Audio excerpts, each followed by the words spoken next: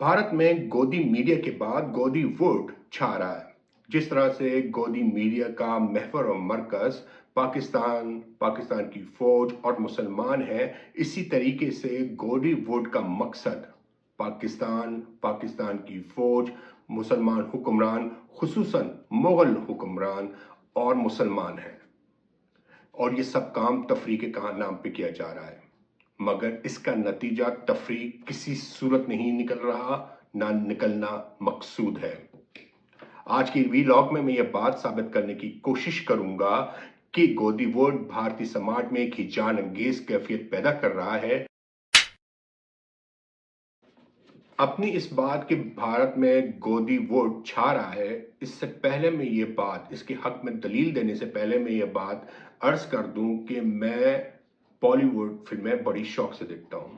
बल्कि मैं ये कहूंगा कि ये शौक मुझे विरसे में मिला है। मेरे घर में दिलीप कुमार, राज कपूर, तलत महमूद, मुकेश, लता, गीता दत्त, ये सारे नाम ऐसे ही थे जैसे मेरे घर के अफराद हैं। फिर मैं जब बचपन से लड़कपन की तरफ गया और जवानी की तरफ आया तो अमिताभ बच्चन, शाहरुख खान, आमिर खान, कविता कृष्ण कुमारी, बप्पी लहरी, ये नाम मेरे जहन में आते हैं, जिनको मैंने सुना, जिनको मैंने देखा, जिन्होंने मुझे तफरीह दी, बेहतरीन तफरीह फराहम की, और इसका मैं शुक्रिया अदा करता हूं उनका। मगर ये सारी चीजें ऐसा लगता है कि ये कहीं खो रही हैं, इसको कोई खा रहा है, इसको किसी की नजर लग गई है, और ये सब कुछ सोचे समझे मंसूबे के तहत किया जा रहा है। पाकिस्तान और भारत की आवाम की मुश्तरका पसंद बॉलीवुड अब नफरत के बीज बोने के काम आ रहा है, या उससे ये काम लिया जा रहा है। एक अच्छी फिल्म के लिए एक अच्छी कहानी की जरूरत होती है, एक अच्छे हिदायतकार की जरूरत होती है, चंद बेहतरीन अदाकारों की जरूरत होती है, मौसीकार की जरूरत होती है, शायर की जरूरत होती है, मगर इसमें मेहनत लगती है। और कुछ लोगों ने एक चोर दरवाजा ढूंढा, फार्मूला बनाया कि कैसे कम वक्त में अच्छी फिल्म के बजाय फार्मूला फिल्म बनाई जाए, प्रोपेगेंडा फिल्म बनाई जाए और ज्यादा से ज्यादा माल ऐंठा जाए। और भारत के मौजूदा हुक्मरान भारतीय मीडिया को एक फार्मूला मीडिया, गोदी मीडिया तो बना चुके हैं। अब उनकी नजरें गोदी वुड को बनाने में लगी हुई हैं। पहले इन फनकारों को हुक्मरान सराहते थे, अब ये हुक्मरानों के गुण गाते हैं, उनकी पॉलिसी टो करते हैं, उनके बारे में ट्वीट करते हैं, उनके लिए कैंपेन करते हैं बाकायदा। कुछ लोग तो वाज़ेह अंदाज में, दबंग अंदाज में मोदी जी का पैगाम आगे पहुंचा रहे हैं, और कुछ लोगों का काम चीख चीख कर नया हिंदुस्तान बता रहा है कि कैसा होगा, कैसा है, कैसा होना चाहिए। यकीन जानिए, ऐसे लोगों की तादाद ज्यादा नहीं है, बहुत कम है, मगर ये लोग कामयाब हो रहे हैं इस वक्त, क्योंकि इन पर जो सरप्रस्ती, दस्त शफकत रखा हुआ है, वो इन्हें कामयाब कराकर अपने सियासी मकासद हासिल करना चाह रहा है। और जब ये चंद अदाकार, हदायतकार, कहानी वाले बॉलीवुड से निकलकर गोदीवुड में शामिल होते हैं, तो ये गोदीवुड बॉलीवुड को खा जाता है, निगल रहा है, आहिस्ता आहिस्ता हड़प कर रहा है। ये बात मैं मफरूजों पे नहीं कहूंगा, इसके लिए मैं अदादुश्शुमार पेश करूंगा, दलाइल दूंगा कि कैसे ये चंद लोग बॉलीवुड को खत्म कर रहे हैं। सबसे पहले बात करते हैं गोदीवुड फिल्मों की खास निशानियां क्या हैं। सबसे अहम निशानी तो इसकी ये है कि ये पाकिस्तान मुखालिफ होगी, पाकिस्तानी विलन होगा इसमें, पाक फौज विलन होगी इसके अंदर। दूसरी निशानी इसके अंदर यह है कि मुसलमान हुक्मरानों के खिलाफ होगी, इसमें दहशतगर्द मुसलमान होगा।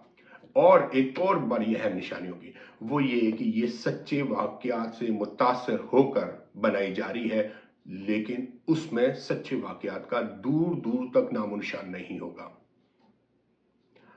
किरदार हकीकी होंगे, कहानी अफसाना होगी।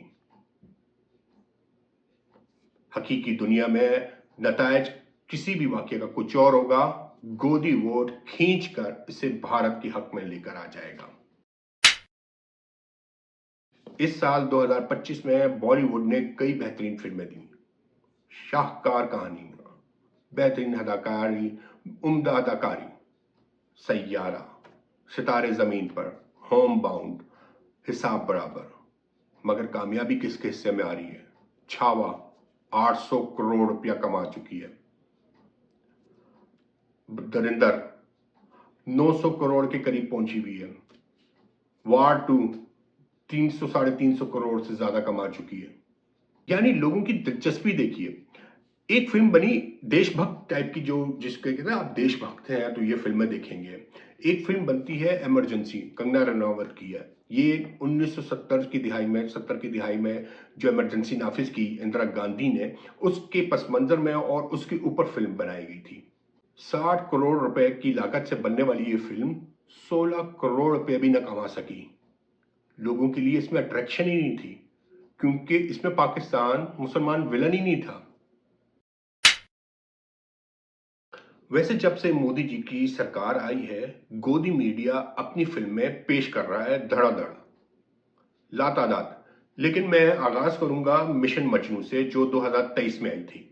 मिशन मजनू मिशन हकीकत में मिशन कहूटा से बेस्ड ऑन या इंस्पायर बाय ट्रू इवेंट जो है वहां से ली गई है। मिशन मजनू और मिशन कहूटा 1984 में एक ऑपरेशन किया गया था। इंडिया के रॉ का एक एजेंट यहां आया और कहूटा प्लांट तबाह करना चाहता था। ये मिशन बुरी तरीके से फ्लॉप हुआ था। वो एजेंट मारा गया था। उसके सारे फैसिलिटेटर, यहां इंडिया में मौजूद एसेट्स, उस मिशन से वाबस्ता पाकिस्तान की सरहदों के अंदर जो भी लोग थे वो सब या तो मार दिए गए या कैप्चर हो गए। और मिशन मजनू में वो मिशन कामयाब हो गया। मिशन मजनू की कहानी परवेज शेख साहब हैं और आसिम अरोड़ा साहब, इन्होंने पेश की है।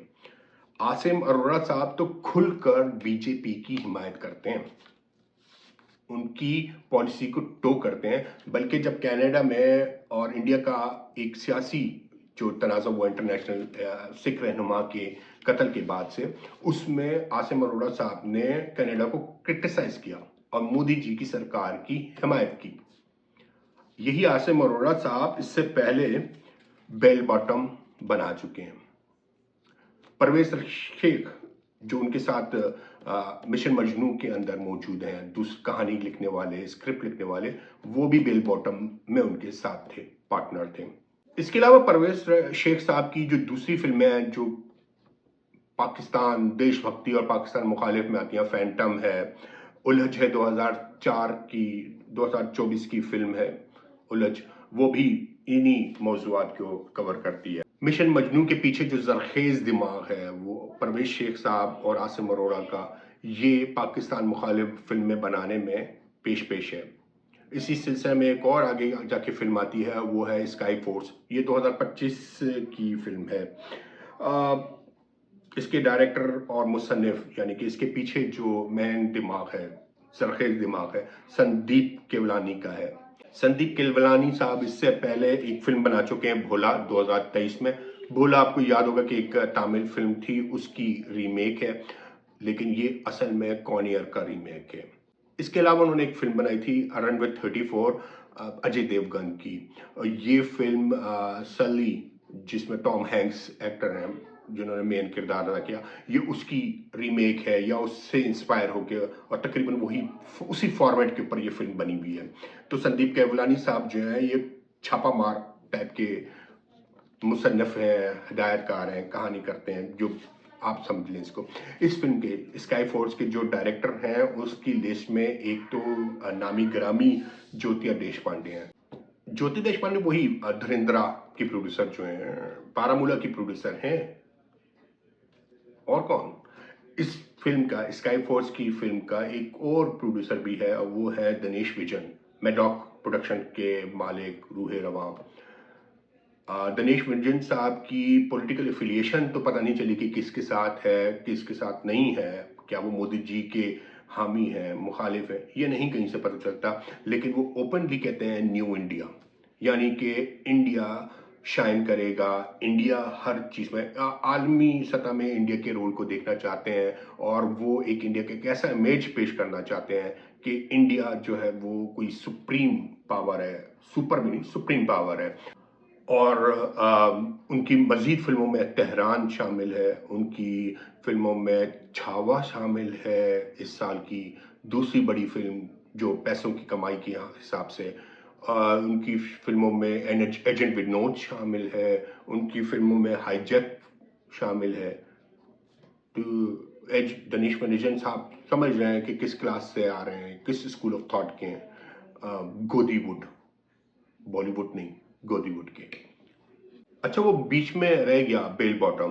بیل باٹم یہ اپنے پرویش شیخ صاحب اور آسم اروڑا صاحب کے جو اعلیٰ دماغ نے فلم کہانی بنائی ہے بیس آن انسپائر بائی ٹرو ایونٹس کی، اس کی حقیقت کیا ہے؟ یہ ایئر انڈیا کا ایک طیارہ تھا، فلائٹ 241 421، یہ اس کے اغوا کے پیچھے بنائی گئی ہے کہ ایجنٹ بیل باٹم صاحب جاتے ہیں، اکشے کمار اس کے کردار تھے، اس میں کر رہے تھے، اور وہ جاتے ہیں اور وہ بڑی کامیابی سے یہ مشن پورا کرتے ہیں، بڑی چالاکی سے، بڑی فہم و فراست سے، اور یہ طیارے سے مسافروں کو نکال لاتے ہیں، اغوا کار دیکھتے رہ جاتے ہیں۔ لیکن حقیقت میں ہوا یہ تھا کہ یو ای کی حکومت نے اغوا کاروں کو سے جہاز چھڑایا تھا اور اغوا کاروں کو گرفتار کیا تھا، انہیں سرنڈر پر مجبور کر دیا تھا۔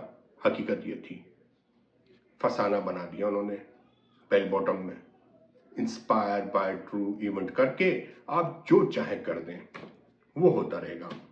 اور رہ گئی بات چھاوا کی، تو اس کی کہانی جو بیس آن ٹرو ایونٹس ہے وہ اورنگزیب عالمگیر اور دوسرے راجا چھترپتی سمبھاجی مہاراج کے درمیان ہونے والی جنگوں کی بیس پر تھی، اور یہ دو بادشاہوں کی، دو راجاؤں کی آپس کی لڑائی تھی۔ اسے ہندو مسلم لڑائی بنا دیا گیا، صرف اس لیے کہ یہ سوٹ کرتا ہے، اور آپ دیکھیں کہ کیسے سوٹ کرتا ہے۔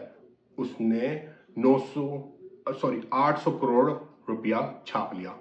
اسی طرح پدماوت نام کی فلم بنی، اس کو تو بھارت میں ہی کرٹیسائز کیا گیا کہ یہ تاریخی حقائق کو توڑ موڑ کے پیش کیا جا رہا ہے۔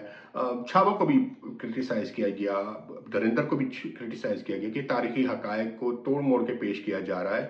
ایسا نہیں ہے کہ بھارت کے سبھی لوگ یہ ساری فلمیں دیکھ رہے ہیں اور اس کو پریز کر رہے ہیں، بلکہ بہت سے لوگ اس کی کرٹیسائز کرتے ہیں، اس کو کرٹیکلی دیکھ رہے ہیں، اور ان کو مووی نہیں کہہ رہے، وہ اس کو پروپیگنڈا مووی کہہ رہے ہیں۔ بھارت میں ہی بہت سے لوگ ایسے موجود ہیں جو ہر موقع پہ حق کے ساتھ کھڑے ہوتے ہیں۔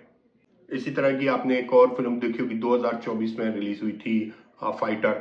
یہ پلوامہ اٹیک، بالا کوٹ کے اوپر انڈیا کے حملے، اور اس کے بعد ابھی نندن والا ایپیسوڈ ہوا تھا، کس طریقے سے ابھی نندن کا جہاز پاکستان نے گرایا، ایک ڈاگ فائٹ کے بعد وہ جہاز گرتا ہے، ابھی نندن گرفتار ہوتا ہے، اور اس کو کس طریقے سے گلوریفائی کر کے انہوں نے فلم میں پیش کیا، وہی بیس آن انسپائر بائی ٹرو ایونٹ کر کے کہانی توڑ کے حقیقت کو توڑ موڑ کے افسانہ بنا کے پیش کر دیا گیا، اور ایک کامیاب فلم پروڈیوس کر دی گئی۔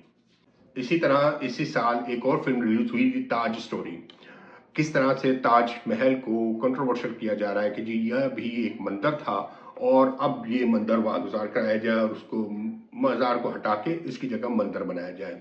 اب بنیادی طور پر اس فلم کا یہ آرگیومنٹ تو نہیں ہوگا، لیکن دماغ میں لوگوں کی یہ بات ڈال دی گئی ہے۔ اس فلم کے جو ہدایت کار ہیں، لکھاری ہیں، ان کا نام ہے تشار امریش کوئل۔ تشار امریش کوئل کے بارے میں آپ کو بتاؤں، ان کی جو ابتدائی فلموں میں سے ایک فلم ہے وہ ہے مودی جی کا گاؤں، اور یہ بایو پک ہے مودی جی کے اوپر۔ سمجھ جائیں، گودی ووڈ، پیور گودی ووڈ، اور کچھ نہیں۔ اس سے پہلے کہ میں اس بات پر آؤں کہ ان فلموں کے کیا نتائج ہیں یا کہ کیا نتائج پیش آ سکتے ہیں، میں فرانس کے ایک فلسفی ہیں ڈیلیوز، ان کا سینما کے اوپر، فلموں کے اوپر بہت کام ہے۔ ان کی کتاب سے، سینما سے ایک اقتباس یا کچھ بات آپ کو بتانا چاہتا ہوں۔ وہ کہتے ہیں کہ فلم ساز یا ہدایت کار محض کہانیاں نہیں سناتے، بلکہ تصویروں اور آوازوں سے نئے تصورات کو تخلیق کرتے ہیں۔ ڈیلیوز سمجھتے ہیں، آگے جا کے اپنی کتاب میں وہ اس بات کا اظہار کرتے ہیں کہ جس طرح سے فلسفی خیالات کے ذریعے تخلیق نو کا کام کرتے ہیں، اسی طریقے سے سینما تصویروں سے، آوازوں سے تخلیق نو کا کام کرتے ہیں. وہ فلسفی اور سینما ڈائریکٹر کو یا پروڈیوسرز کو یا کہانی لکھنے والے کو ایک ہی پلڑے میں ڈالتے ہیں, وہ ایک ہی جیسا سمجھتے ہیں. ان کے خیال میں یہ دونوں ایک جیسے ہی کام کر رہے ہیں, ان کا پلیٹ فارم الگ الگ ہے. یعنی یہ نہ سمجھ جائے کہ آپ سینما جا کر اسکرین کے اوپر جو دیکھ رہے ہیں وہ وقت گزاری ہے, وہ آپ کے ذہنوں پہ اثر ڈال رہی ہے, وہ آپ کے ذہنوں کو ایک خاص قسم کی سوچ میں ڈھال رہی ہے. پروپیگنڈا فلمیں پہلی بار نہیں بن رہی, یہ کوئی نیا فنامنا نہیں ہے کہ جس کو ہم دیکھ کے حیران ہو رہے ہوں, لیکن یہ خطرناک فنامنا ضرور ہے. 1925 میں یو ایس ایس آر جب سوویت یونین ہوتا تھا, اس وقت زیگا ورتوف نام کے ایک فلم پروڈیوسر ہوتے تھے. انہوں نے اس وقت کے سوویت یونین کو دنیا کو دکھانے کے لیے بہت بہترین قسم کی ویڈیوز بنائی, بہت بہترین قسم کی ڈاکومنٹریز وہ ویڈیو بنائی, مگر وہ پروپیگنڈا تھی جس میں صرف اور صرف سوویت یونین کی ایک ایسی امیج کو پیش کرنا تھا جو دنیا کے لیے لوگ کہیں کہ سوویت یونین جنت ہے. زیگا ورتوف کی کیمرہ اینگل آج بھی کوئی اس کا میچ نہیں کر سکتا.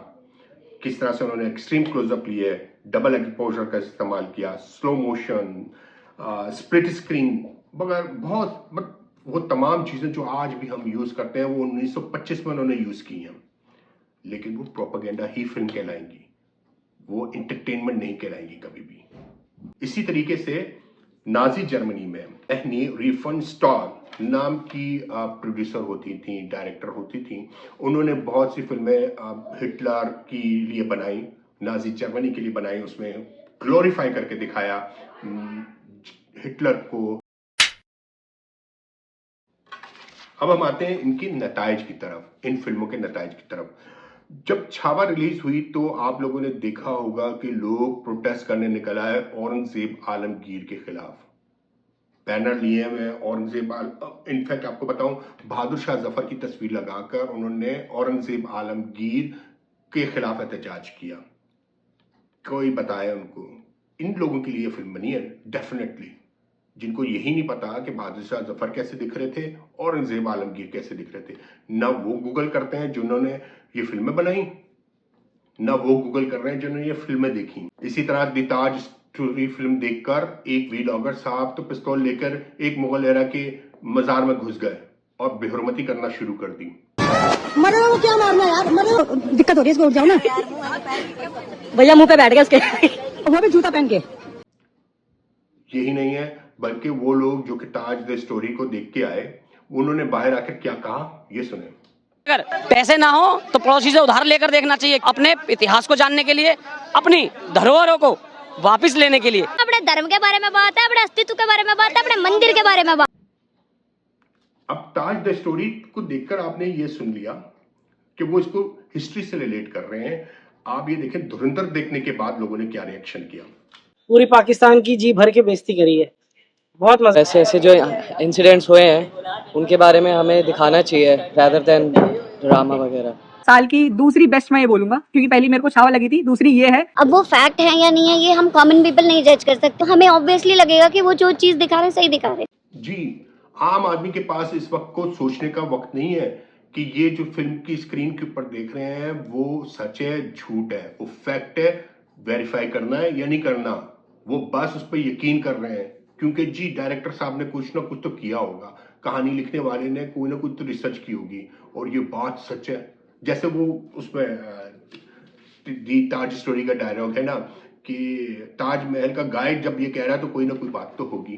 تو یہی بات تو اسکرین کے اوپر دیکھ کر لوگوں نے کرنا شروع کر دی کہ یہ اسکرین پر آ رہا ہے, کوئی نہ کوئی تو بات سچ ہوگی. حاصل جمع یہ ہے کہ یہ ساری ایکٹیویٹی, یہ ساری فلمیں بنانے کا مقصد یہ ہے کہ مودی جی کو, بی جے پی کو الیکشن میں جتانا ہے. ان کا پیغام لوگوں کے اندر پہنچانا ہے کہ مودی جی ہی ہیں جو آپ کے ملک کو, آپ کے دھرم کو آگے لے کے جائیں گے. باقی لوگ تو اس قابل نہیں ہیں کہ وہ یہ کام کر سکیں. مسلمان تو ہے ہی غدار, پاکستان تو ہے ہی ولن, رہ گئے آپ لوگ ये फिल्में देखें, एंटरटेन होने के बजाय आप लोग ज्ञान हासिल करें, और इलेक्शन हो तो जाके बीजेपी को वोट डाल दें। दैट्स इट, कहानी खत्म। इसीलिए मैं कह रहा हूं कि बॉलीवुड को गोदीवुड से शदीद खतरा है। गोदीवुड बॉलीवुड को निगल रहा है, हड़प कर रहा है, खा जाएगा एक दिन। शुक्रिया।